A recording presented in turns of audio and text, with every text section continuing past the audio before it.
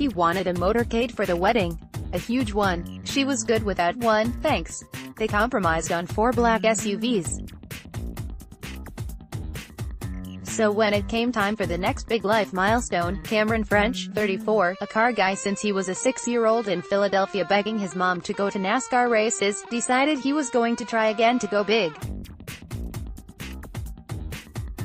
The burnout, it's pink or blue, he explained to his wife, Johnna French, 35, a couple of months into their pregnancy.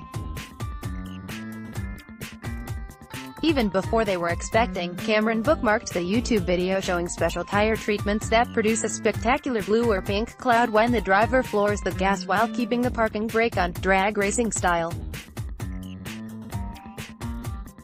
That, he decided, would be the ultimate gender reveal. Maybe you're unfamiliar with this thing, a gender reveal. It's a relatively recent Insta tradition that's tempting to mock for its millennial look-at-us, over-the-top revelry. Gender reveal parties are the public unveiling of the sex of an expecting couple's baby, done in increasingly spectacular ways. Social media archaeology shows us that a couple uploaded a video from a gender reveal party in 2008, where friends and family gathered as they cut into a white cake that was pink on the inside. It's a girl. I believe I inadvertently held one of the first gender reveal parties when I was pregnant with my second child in 2006. The whole family was in one place for a grandpa's 60th birthday party, and I found a baby boutique in the area that had the hottest thing in pregnancy at the time, a 4D ultrasound machine. For about 20 years, the ultrasounds that were part of prenatal care showed a scratchy black and white image that looked like an old TV when the rabbit ears fell over and the poltergeist was trying to talk to you. You had to believe the text when they showed you the thing that looked like a paramecium in a biolab and said it's a boy. And before those started showing up in the late 1980s and early 1990s, the gender reveal happened, well, at birth. Surprise. But these new 4D machines were clear, distinct and showed you a baby that looked like a sepia clay doll. The entire family walked through the baby boutique toward the room with the ultrasound included the adorable girl's clothes. My son was 2. I badly wanted a girl. It's a boy, the tech announced. I cried. I know. I love my sons, couldn't imagine having anyone other than them. I was meant to have boys, and I am so lucky to have them. But, well, just being honest, gender reveal parties have become as ubiquitous as baby showers. It is a curious time for such a trend, when the emerging public lives of transgender Americans are bringing the question of gender fluidity into the public conversation. And also when the stereotypes of blue and pink, let alone gender reveal party themes like tractors or tutus, or touchdowns or tiaras, are at long last being challenged. Remember last year's Michigan homecoming queen who was also a football player, but gender reveal bashes are irresistible. There are compilations of the most outrageous spectacles, shattering open a plastic baseball full of blue powder or unsealing a cardboard box unleashing a cloud of pink balloons. Just last month Bill Murray cracked open a teed-up golf ball filled with colored powder for a couple at a Murray Brothers Caddyshack charity golf tournament in Florida.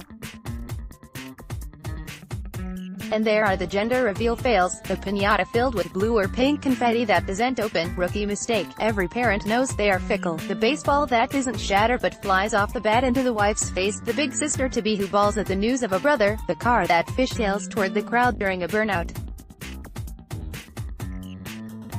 That brings us back to Cameron and Johnna. Johnna and Cameron French at their gender reveal party at National Harbor in Maryland, Michael S. Williamson, The Washington Post, not long after the happy news that the Washington power couple, he's a former campaign guy, Obama administration communications official and currently a director at PR giant Burson Marsteller, she's a senior lawyer at U.S.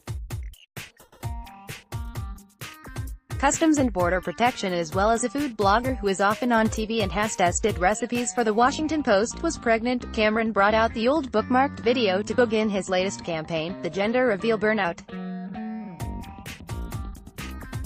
The pan look from Johnna.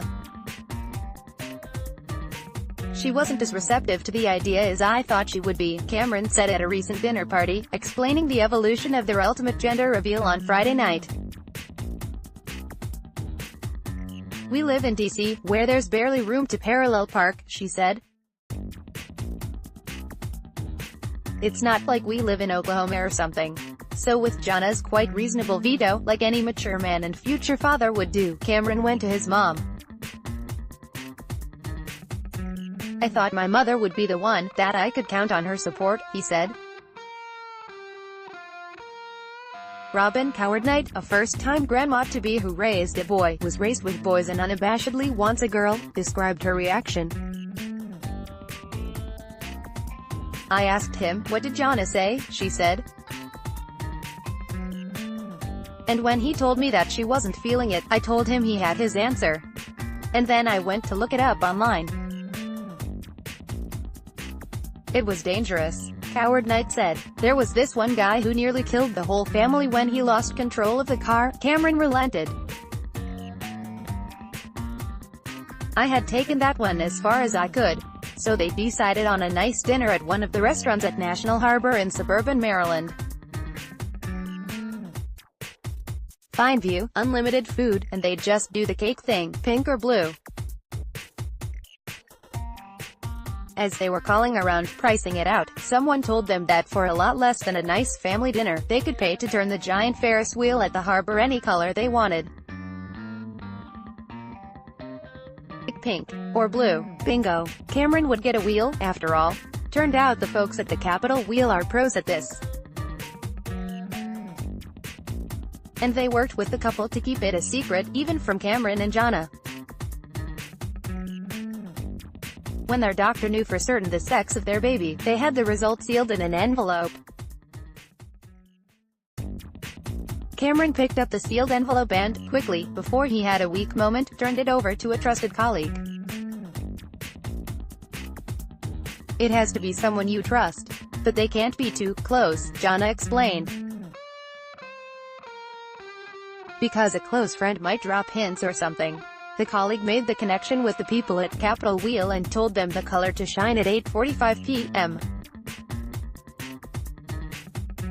Friday. At sunset, friends began to gather on the waterfront. On the flight deck bar beneath the wheel were blue and pink balloons, gift bags and light hors d'oeuvres. As guests arrived, they picked blue or pink stickers to wear, signaling their hopes for the couple. Cameron said he really doesn't care. He wants a healthy baby. And yes, he's a car guy, but, hello? Danica Patrick.